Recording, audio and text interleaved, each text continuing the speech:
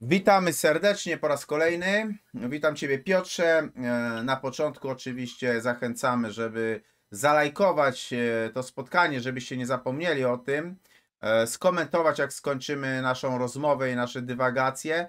No i zachęcam również do wspierania naszych kanałów i odwiedzania kanałów Piotra, UFO Historie Little, no i oczywiście mojego kanału. Będzie nam zawsze miło, bo zawsze jak jakieś pojawiają się donaty, no to zawsze jest to motywacja do dalszego działania. Dzisiaj troszeczkę się zrobi militarnie, bo porozmawiamy sobie o broni czasoprzestrzennej i w ogóle o żołnierzach w kosmosie. Jest to taki troszeczkę temat związany ze Star Wars, nie? Z Gwiezdnymi Wojnami.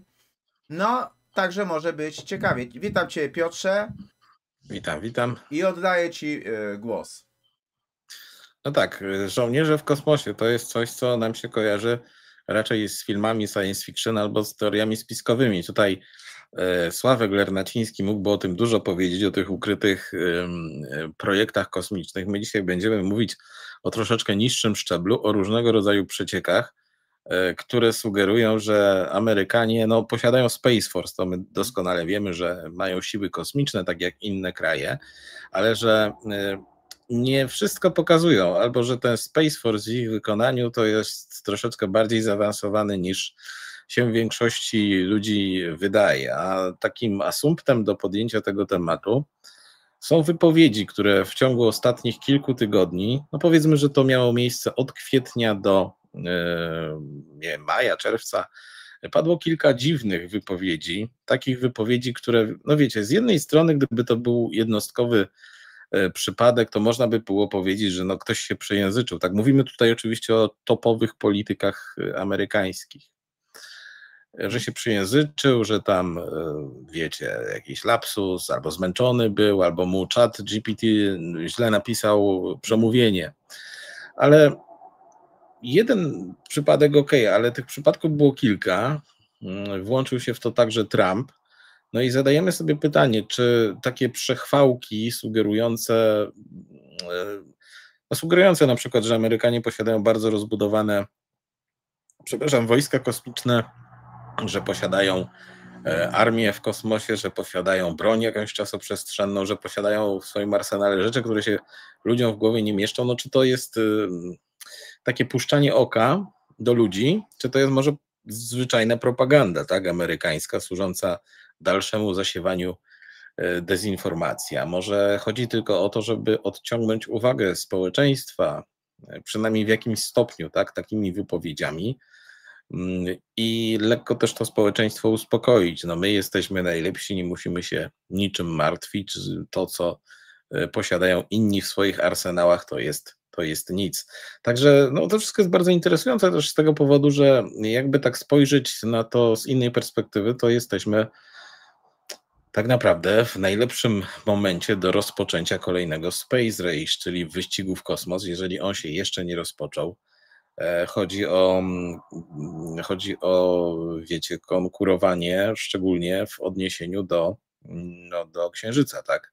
Wiemy, że Chińczycy ostrzą sobie zęby razem z Rosjanami, że pojawiają się różnego rodzaju zapowiedzi i to często bardzo takie dalekosiężne, mówiące nawet o powstaniu bazy na Księżycu. Amerykanie tymczasem, Amerykanie nam serwują różnego rodzaju dziwne wypowiedzi. No właśnie, bo jakiś czas temu sekretarz Stanów Zjednoczonych do spraw armii wypowiedział dosyć takie dziwne zdanie o żołnierzu na Księżycu. Oczywiście, tak jak wspomniałeś, mogło być to przejęzyczenie, ale tych przejęzyczeń w krótkim czasie padło dosyć kilka. No i tak naprawdę o co chodzi z tą wypowiedzią Dana Driscolla, bo chyba taką się nazywa, prawda? Tak, on został zaproszony do jednej ze stacji telewizyjnych, bodaj do Foxa, i tam chwalił armię, mówił, jak to armia jest wykorzystywana, w usuwaniu skutków katastrof różnego rodzaju. Opowiadał o tym, jak to armia pomaga w takich sytuacjach kryzysowych. No i w pewnym momencie, a mówił bardzo szybko, powiedział coś w ten deseń, że wczoraj rozmawiali z naszym żołnierzem, który jest na Księżycu. No i wszystko poszło w eter. wszyscy zrobili oczy potem, jak to jest, że sekretarz do spraw armii wypowiada się w taki sposób. Żołnierz na Księżycu, jeden żołnierz na Księżycu, a po co im jeden żołnierz na Księżycu? No wiesz, takie słowa wypowiadane w Ameryce zawsze mają podwójne znaczenie, dlatego że temat w ogóle Księżyca, lądowania na Księżycu, tego dlaczego Amerykanie na Księżyc nie wracają, on wzbudza ogromne emocje. I kiedy Driscoll to powiedział, to palnął, no to wiele osób się zaczęło zastanawiać, no dobra, czy to jest freudowska pomyłka, czy to jest zwykłe przejęzyczenie, a może rzeczywiście jest tam jakiś żołnierz, jakiś patrol, jakby nie było. Wiele wskazuje, że on się po prostu, wiesz, pomylił, że on się pomylił. I można by to uznać za pomyłkę, gdyby nie fakt, że to była kolejna po prostu tego typu wypowiedź. Kolejna wypowiedź w ten deseń, bo wcześniej mówiły o tym inne osoby. Czy to są takie przecieki kontrolowane? Bardzo możliwe, że oni, wiesz, tam mają zaprojektowane tak te swoje wypowiedzi, żeby raz na jakiś czas coś trafiło do przestrzeni publicznej, takiego kontrowersyjnego, żeby ta opinia społeczna zaczęła się nad tym zastanawiać. Także no ciekawa sprawa, tym bardziej w kontekście tego, co żeśmy się na początku XXI wieku dowiedzieli z afery Gary'ego McKinnona. To tak szybko przypomnę, to był taki haker brytyjski, który no, włamywał się na komputery amerykańskie wielu jednostek, wielu agencji NASA, do baz wojskowych. McKinnon szukał informacji na temat wolnej energii i UFO. No nie znalazł w sumie nic, ale znalazł coś, co nazwał listą nieziemskich oficerów, przy czym to wcale nie byli obcy, tylko to wyglądało tak, jakby już w tamtym okresie, a to był początek, sam początek XXI wieku, dobrych 20 kilka lat temu, już wtedy Amerykanie posiadali żołnierzy w kosmosie. I tam była cała lista, tam były nawet takie opisane przenosiny z jednostki do jednostki. On to sobie obejrzał, no i on zobaczył jeszcze to słynne zdjęcie, które mu się tam w części załadowało i przedstawiało jakiś dziwny obiekt na orbicie. No i to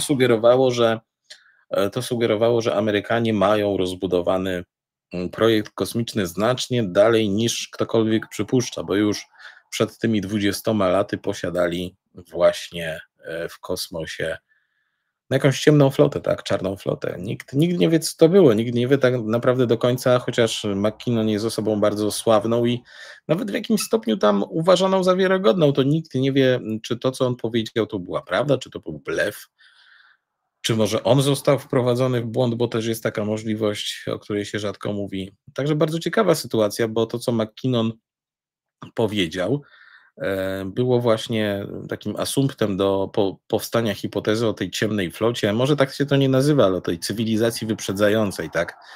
Czyli takiej cywilizacji 2.0, oczywiście realizowanej gdzieś tam w tajnych bazach i w laboratoriach rządowych w Stanach Zjednoczonych, która operuje już poza Ziemią, tak? Czyli Amerykanie mają jakieś tam przyczółki, o których nikt nie wie, no ale czy to byłoby do ukrycia? Dobre pytanie. Mhm. No właśnie, w kwietniu 2025 roku były doradca do spraw nauki w Białym Domu, to był bodajże Michel Kratsios, mówił z kolei o takich technologiach, które wpływały i na czas, i na przestrzeń. Czy to w ogóle znaczy, że Stany Zjednoczone mają jakąś broń czasoprzestrzenną? Wiesz, tego nie wiem, natomiast przypomniały mi się od razu słowa Putina i kilku rosyjskich generałów, także byłego dyrektora Roskosmosu. Oni wszyscy swego czasu, i to przez bardzo długi okres, opowiadali o różnego rodzaju awangardowych, wiesz, futurystycznych broniach, jakichś tam genetycznych, sejsmicznych, psychicznych i tak dalej. No i nagle Kratsios mówi coś podobnego. On z kolei miał chyba w kwietniu takie wystąpienie, gdzie odczytywał przemówienie na temat postępu w nauce, opowiadał, jak się to wszystko zmieniło, jak to teraz się Ameryka rozwija, jak to była przez lata blokowana wskutek na przykład biurokratyzacji, no i tak dalej. I w pewnym momencie właśnie wypalił, że istnieją technologie, które pozwalają na, może nie na ingerowanie w czas i przestrzeń, ja już nie pamiętam, jak on to dokładnie powiedział, bo nawet sobie może poszukam, może gdzieś to tu mam. On powiedział, że technologie istnieją, które pozwalają na manipulowanie czasem i przestrzenią, niwelują dystanse i pozwalają na wzrost. No jak to brzmi? No jak po prostu przyznanie, że istnieją technologie pozwalające ingerować w czas i przestrzeń. I to było podejrzane, powiem ci. To znaczy się tak, no jeżeli to jest naukowiec tak naprawdę, doradca naukowy, no to tak, albo mu ktoś napisał to przemówienie, on miał w D i przeczytał po prostu jak leciało, tak jak Nowacka, nie? Mhm. I udawał, że nie zauważył. Znaczy, Nowacka się tak tłumaczyła, prawda? Mhm. Pamiętamy, co przeczytała. Natomiast w tym przypadku nie wiem, jak było. No wiesz, naukowiec się nie powinien pomylić, naukowiec nie powinien mówić tak dwuznacznych rzeczy, bo wie, jak to zinterpretuje opinia publiczna, tak? Czyli to było takie moim zdaniem, ale tylko moim zdaniem, trochę na podpuchę. Nie posądzam Gracjosa o to, żeby był aż tak głupi po prostu, żeby robić taką prowokację, no bo jeżeli to trafi do internetu, to od razu, wiesz, zaczną się różnego rodzaju spekulacje, co on chciał powiedzieć, co on ukrywa, co on wie.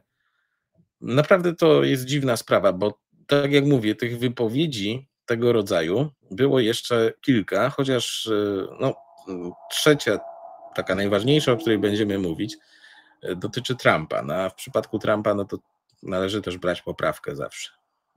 No właśnie, chodzi mi o tę też wypowiedź, która pochodzi od Trumpa, bo on kilkakrotnie chwalił tak jakby się tymi właśnie niesamowitościami, tym całym amerykańskim arsenale. Czy myślisz w ogóle, że on kiedyś przyzna się do tego, że Stany Zjednoczone posiadają technologię pozaziemską? Bo zanim on doszedł do władzy, to właśnie takie spekulacje były, czy on coś ogłosi, czy on będzie coś mówił, czy on się do wielu rzeczy przyzna. Jak ci się wydaje? On kilkakrotnie tak naprawdę wypowiadał się znacie Trumpa, tak? On nigdy nie mówi wprost, zawsze owija w bawełnę. I mówił o super wynalazkach, super broni, którą Amerykanie mają posiadać, takiej, do której nikt nie ma podejścia, takiej, która zapewnia hegemonię i tak dalej. On to powiedział 10 chyba kwietnia tego roku na spotkaniu z dziennikarzami, to znaczy zapewnił ich w sposób jakiś taki, że Ameryka taką broń ma, chociaż nikt nie wie, jaka to jest broń. No, ale tu się przypominają inne opowieści Trumpa sprzed kilku miesięcy jeszcze. Pamiętamy, że kiedy była ta słynna afera z dronami, to on też grzmiał, huczał, mówił, że rząd coś wie na temat tych dronów, a obywatele nie wiedzą i tak dalej. Wcześniej przecież też zapowiadał, może nie tyle zapowiadał, co robił takie, wiesz, wrażenie, że on dokona ujawnienia i tak dalej. No przecież dużo jego stronników, nawet Mark Rubio, to są osoby blisko związane z ruchem Disclosure, także nie wiem, tak się chyba utarło. Ja nie sądzę, żeby Trump miał w ogóle w tej sprawie cokolwiek do powiedzenia, dlatego że to jest łgarz i on może kiedyś wykorzystać temat technologii pozaziemskiej, czy nawet istnienia obcych w celach propagandowych. Może coś takiego powiedzieć, jak do tej pory mówił, czyli wiesz, 2-3 zdania typu tak, ktoś mi powiedział, że ci obcy na przykład są i coś takiego powie i znowu media na świecie będą huczeć. Ale czy on przyzna, że Amerykanie posiadają technologię pozaziemską? Powiem tak, Trump jest w stanie to zrobić dla celów czysto propagandowych. Oczywiście nie sądzę, żeby użył akurat takiego sformułowania, że mamy technologię od obcych, ale ubierze to w jakieś słowa inne i możemy się różnych rzeczy dowiedzieć. On ma jeszcze przed sobą długą drogę, pewnie niejedne kłopoty i potrzeba mu będzie takich, wiesz, takich kół ratunkowych, żeby odwrócić uwagę społeczeństwa od czegoś.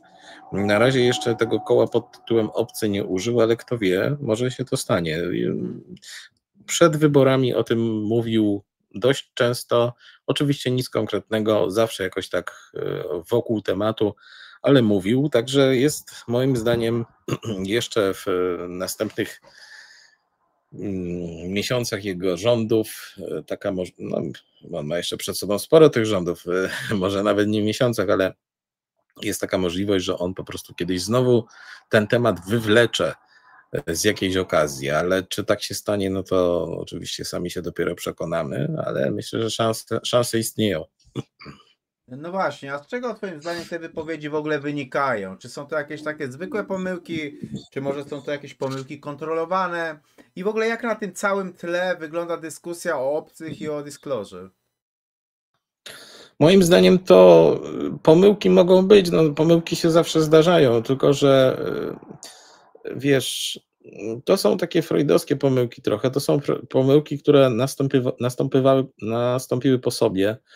To są też pomyłki wycelowane w wykreowanie jednego wizerunku u odbiorcy, czyli kiedy odbiorca usłyszy, że żołnierz w kosmosie, że technologia pozwalająca na manipulację przestrzenią, no to będzie mieć określoną wizję, tak? Pamiętajmy, że ludzie bardzo różnie reagują, ludzie bardzo różnie podchodzą do tego typu tematów. I tak naprawdę tak mogło być, że to był jakiś przeciek kontrolowany, mający może nie odwrócić uwagę, tak, ale mający jakieś tam swoje zadanie propagandowe, czy zadanie w ramach szerszego projektu inżynierii społecznej. A co do tego nieszczęsnego disclosure, no właśnie, czy to nie jest przypadkiem tak, że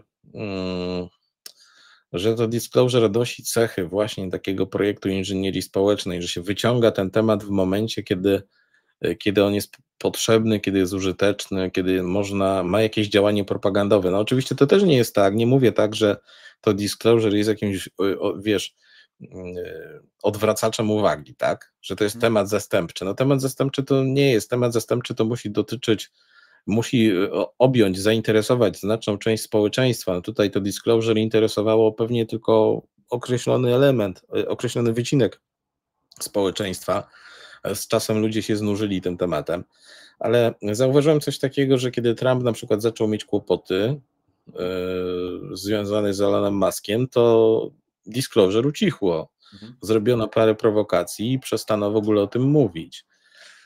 Także było gdzieś z tyłu głowy u mnie takie przekonanie mówiące, że projekt ujawnienie jest w jakimś stopniu projektem inżynierii społecznej wykreowanym przez Trumpa i jego ludzi, tak? Że on jest do czegoś przeznaczony, że to jest po prostu element propagandowy i kiedy to przestanie być potrzebne, to się zakończy. No i kto wie, może jesteśmy właśnie w takim punkcie. Ale wiesz, UFO, obcy to jest taki temat jak Wańka wstańka i kiedy będzie potrzebny, kiedy nie będzie o czym mówić, to pewnie powróci i zobaczymy. Na razie jednak po tych kilku latach tak naprawdę dążenia do ujawnienia, nie ujawniono absolutnie nic, ale na dobrą sprawę, no czy to jest dla nas coś dziwnego, że nic nie ujawniono? Przecież to dotyczy największych tajemnic, największej potęgi militarnej na świecie, to co oni mieli te swoje tajemnice odkryć od tak, no nie wydaje mi się. Sprawa jest nie taka prosta, jak się wielu osobom wydaje, tak? Bo niektórzy piszą, że tak, ujawnić prawdę o obcych i tak dalej. Kiedy to śledzimy, to widzimy, iż dawka polityki, dawka inżynierii społecznej w tym wszystkim jest naprawdę duża. Jasne. Dzięki ogromne, Piotrze, za podzielenie się tą refleksją. Ja zachęcam, tak jak mówiłem, do komentowania naszego spotkania, do subskrybowania kanału i mojego, i Piotra, do lajkowania naszych spotkań.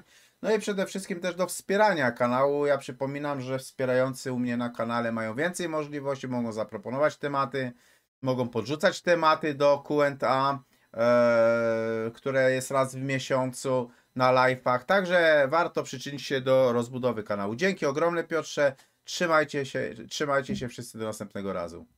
Trzymajcie się, cześć. Czekamy na komentarze.